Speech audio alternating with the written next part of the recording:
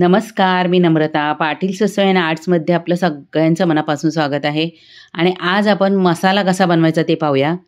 तर इथे मी 4 प्रकारच्या मिरच्या घेतलेल्या आहेत आणि या मिरच्या मी आणल्या ना तेव्हा त्या चांगल्या सुकलेल्या होत्या, तरी पण मी 2 ऊन त्यांना दिलेले आहेत.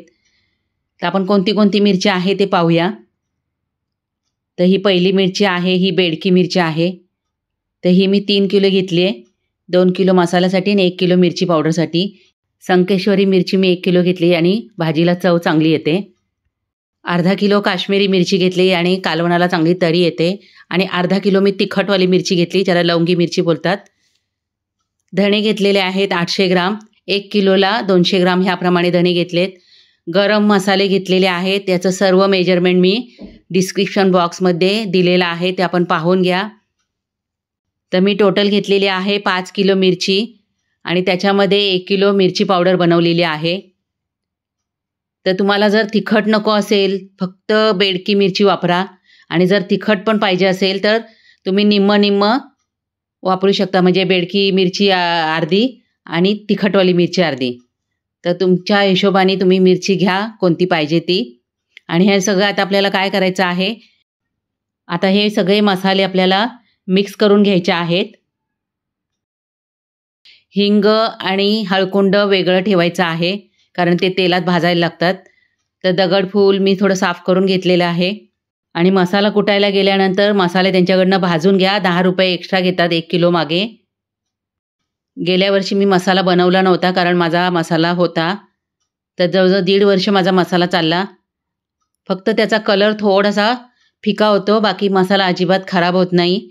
तर ह्या वर्षी मी पहिल्यांदाच FMC मार्केटमधनं मसाला आणला. आणि मिरच्या आहेत ना एकदम चांगल्या सुकलेल्या मिळाल्या आणि तोडलेल्यासुद्धा मिरच्या मिळतात तिथे. म्हणून आपल्याला जर मसाला घ्यायचा असेल तर तिथून घ्या.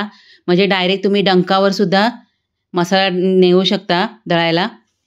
आणि कुटून घ्या मसाला. दळून घेण्यापेक्षा कुटलेला मसाला नेहमी चांगला असतो, कारण दळता जसं आपण पीठ दळतो त्या पद्धतीने मसाला दळला जातो, एकदम बारीक, कधी कधी जळतो पण. तर नेहमी कुटून घ्यायचा मसाला. तर धणे पण मी साफ करून घेतलेले आहेत. आपण घरी आणल्यानंतर थोडंसं साफ करता येतं. तर आपला सगळा मसाला आता तयार झालेला आहे, गरम मसाला. आता हा सगळा मसाला पिशवीत भरायचा. मिरच्या पण पिशवीत भरायच्या आहेत आणि डंकावर दळायला न्यायचा आहे. तर मी डंकावरनं दळून घेतलेलं आहे. आणि शेवटी याच्यामध्ये 300 ग्राम मीठ टाकायचं. ते विचारतात तेव्हा मीठ टाकायचं. मीठ टाकल्याने मसाल्याला आळई पडत नाही. तर आपला मसाला तयार झालेला आहे, पाहू शकता. जवळजवळ 6 किलो मसाला झालेला आहे हा. आता हा मसाला घरी आणल्यानंतर आपल्याला थोडासा असा मोकळा करायचा आहे. पहिला त्याला पूर्ण थंड होऊन द्यायचा आहे. मी दुसऱ्या दिवशी याला काढलेला आहे. घरात भरपूर सुगंध सुटला होता. त्याच्यानंतर मिक्स केल्यानंतर असा डबा घ्यायचा आहे. ॲल्युमिनियमचा घ्या किंवा स्टीलचा घ्या. त्याच्यात पिशवी घ्यायची आहे. दुकानवाले आपल्याला पिशवी देतात, तर ती पिशवी घेऊन डब्यात ठेवायची आहे. आणि दाखवल्याप्रमाणे मसाला भरायचा आहे. तर 4 किलोचं मेजरमेंट दिलेलं आहे. तर त्याच्यातनं आपल्याला 2 किलोचं बनवायचं असेल तर ते मेजरमेंट निम्मं करायचं आहे. आणि त्या हिशोबाने आपल्याला सर्व घ्यायचं आहे वस्तू. हे बघा, असा दाबायचा, म्हणजे त्याच्यात हवा जात नाही आणि मसाला जास्तीत जास्त दिवस टिकतो. तसं पण मीठ टाकल्यामुळे मसाला खराब होत नाही, पण ह्या पद्धतीनेच भरायचा. आणि जेव्हा आपल्याला मसाला लागेल ना, तेव्हा 1 महिन्याचा मसाला काढून घ्यायचा एका डब्यामध्ये. आणि जेव्हा मसाला काढतो तेव्हा चमचा घ्याल तो एकदम कोरडा करून घ्यायचा आणि परत व्यवस्थित पॅक करून ठेवून द्यायचा आहे. हे बघा, ह्या पद्धतीने मी भरून घेतलेला आहे. मी फक्त 1/2 किलो तिखटवाली मिरची टाकलेली आहे आणि 1/2 किलो मिरची मी मिरची पावडरसाठी टाकलेली आहे. अर्धा किलोच मिरची आणलेली मी तिखटवाली. तर याच्यातली आपल्याला आता पूर्ण हवा काढून टाकायची आहे दाखवल्याप्रमाणे. आणि पिशवीनी पॅक करून टाकायचं आहे, गाठ मारून. किंवा रबर लावा किंवा क्लिप असतात त्या लावा. आणि असं पॅक करून टाकायचं आहे. पूर्ण वरपर्यंत भरायचं नाही आहे.